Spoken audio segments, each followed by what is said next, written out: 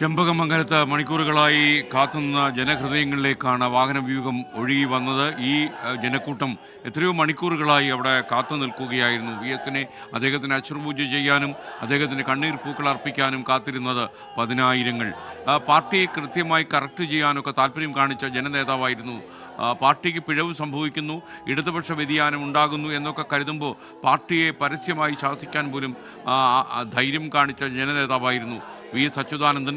തനിക്ക് ശരിയെന്ന് തോന്നുന്നത് പുറത്തു പറയാനും അദ്ദേഹം എപ്പോഴും ധൈര്യം കാണിച്ചു എന്ന് മാത്രമല്ല 8 പതിറ്റാണ്ടോളം കേരള രാഷ്ട്രീയത്തിൽ നിറഞ്ഞു നിന്ന മഹാനുഭാവനായിരുന്നു VS അച്യുതാനന്ദൻ. അദ്ദേഹത്തിൻ്റെ ജനകീയ പ്രശ്നങ്ങളിലൊക്കെ തന്നെ അദ്ദേഹത്തിൻ്റെ കാര്യമായുള്ള ഇടപെടലുകൾ ഉണ്ടായപ്പോൾ അദ്ദേഹത്തിൻ്റെ വളർച്ചയൊക്കെ വളരെ പെട്ടെന്നായിരുന്നു.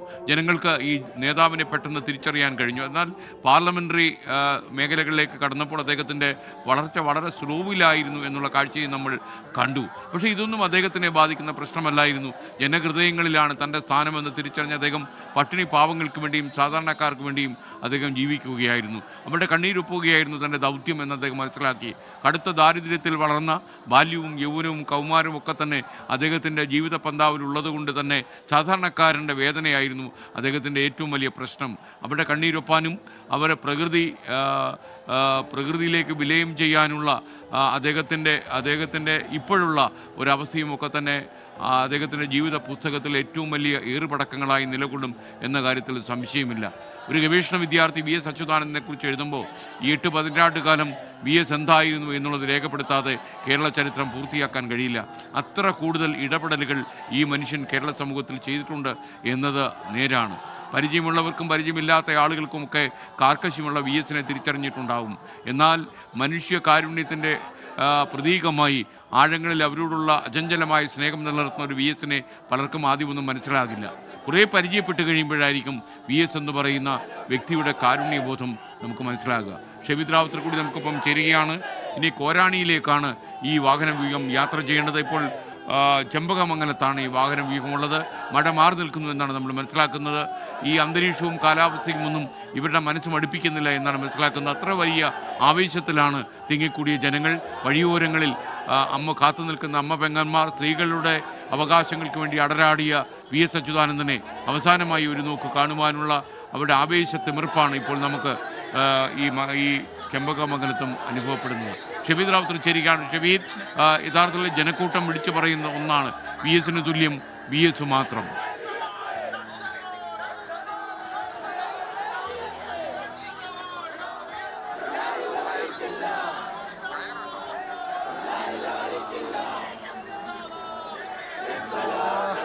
ചെമ്പകമംഗലവും കടന്നിങ്ങനെ മുന്നോട്ട് വരികയാണ്. ചെമ്പകമംഗലത്ത് നമുക്ക് കാണാം ജംഗ്ഷനിൽ VSനെ കാണാൻ രാത്രി വൈകിയും കാത്തു നിൽക്കുന്ന, പെരുമഴയത്തും കാത്തു നിൽക്കുന്ന ജനക്കൂട്ടത്തെ കാണാം. അത്രയേറെ വൈകാരികമായി ഇൻകുലാബ് മുഴക്കി VSനെ യാത്രയാക്കുന്നുണ്ട്. സ്വയം മുദ്രാവാക്യമായൊരു മനുഷ്യന് ഇതിൽ കൂടുതൽ ഒരു യാത്രയപ്പില്ല.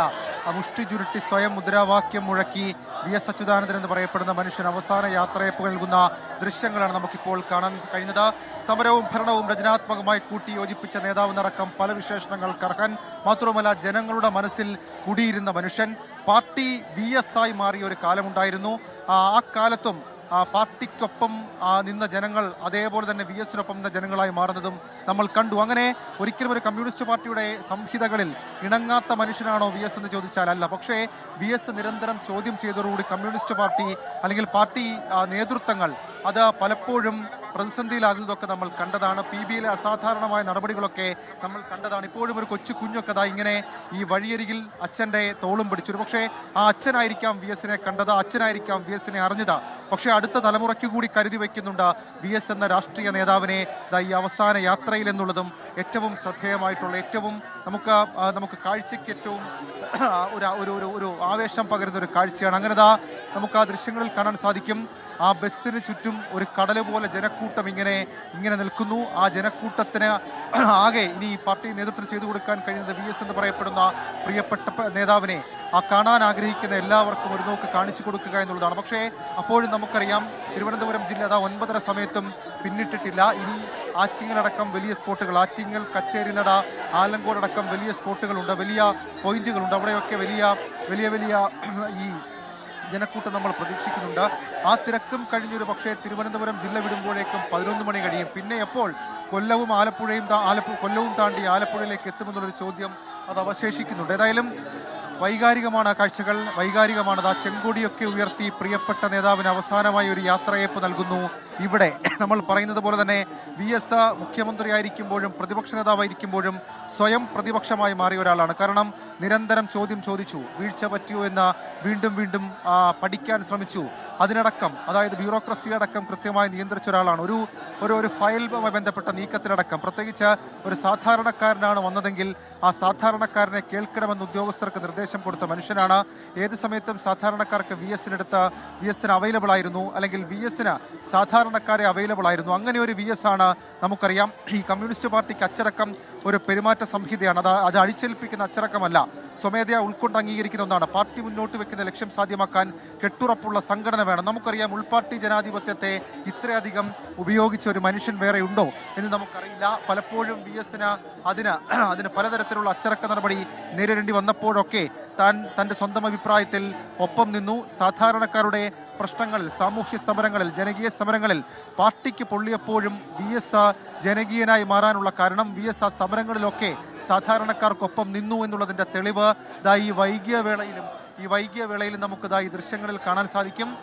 ഈ ചെമ്പകമംഗലവും കടന്ന് ഈ വാഹനം ഇങ്ങനെ പോകുമ്പോൾ, ആറ്റിങ്ങൽ ലക്ഷ്യമാക്കി പോകുമ്പോൾ, ചെമ്പകമംഗലം ജംഗ്ഷനിൽ നിന്ന് ആ വണ്ടിക്ക് ഇങ്ങോട്ടേക്ക് വരാൻ കഴിയാത്തത്ര രീതിയിൽ ജനത്തിരക്കുണ്ടെങ്കിൽ ആ ജനക്കൂട്ടത്തിൽ സ്ത്രീകളും പുരുഷന്മാരും വയോജനങ്ങളും കുട്ടികളും അടക്കമുണ്ടെങ്കിൽ, മുഷ്ടി ചുരുട്ടി മുദ്രാവാക്യം വിളിക്കുന്നവരിൽ ഈ വിഭാഗം എല്ലാ ആളുകളും ഉണ്ടെങ്കിൽ അതാണ് VSന്റെ ജനകീയത എന്നല്ലാതെ നമുക്കൊന്നും പറയാൻ കഴിയില്ല. അത്ര കണ്ട് പരിസ്ഥിതി സംരക്ഷണം അടക്കമുള്ള കാര്യങ്ങളിൽ VSന്റെ പരിസ്ഥിതി സംരക്ഷണത്തെ മാർക്സിസ്റ്റ് കാഴ്ചപ്പാടിലാണ് സമീപിച്ചത്.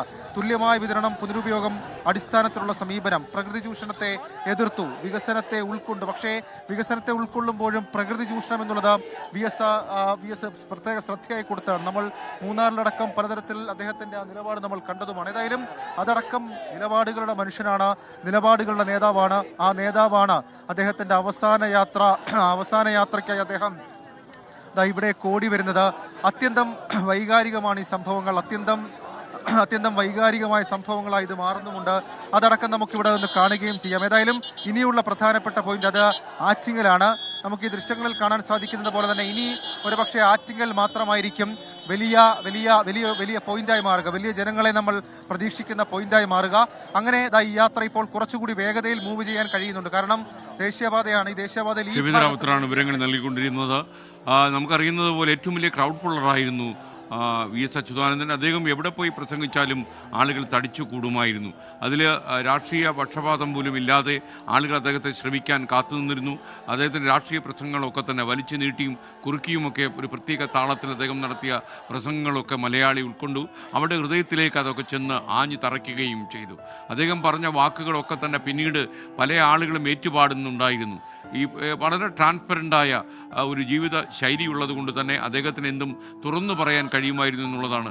സത്യസന്ധമായ ജീവിത വഴികളിലൂടെ യാത്ര ചെയ്തിരുന്ന VS അച്യുതാനന്ദന് ഒളിക്കാൻ ഒന്നുമില്ലായിരുന്നു എന്നതാണ് അദ്ദേഹത്തെ സംബന്ധിച്ചുള്ള ഏറ്റവും പ്രധാനപ്പെട്ട കാര്യം. കോരാണിയിലേക്കാണ് ഇനി അടുത്ത യാത്ര. ഈ വാഹനവ്യൂഹം ഒഴുകിപ്പോകുന്നത് കോരാണിയിൽ തടിച്ചുകൂടുന്ന ജനങ്ങളെ തേടിയാണ്. അവിടെയും ആളുകൾ കുറേ അധികം മണിക്കൂറുകളായി കാത്തു നിൽക്കുന്നു എന്നാണ് നമുക്ക് മനസ്സിലാകുന്നത്.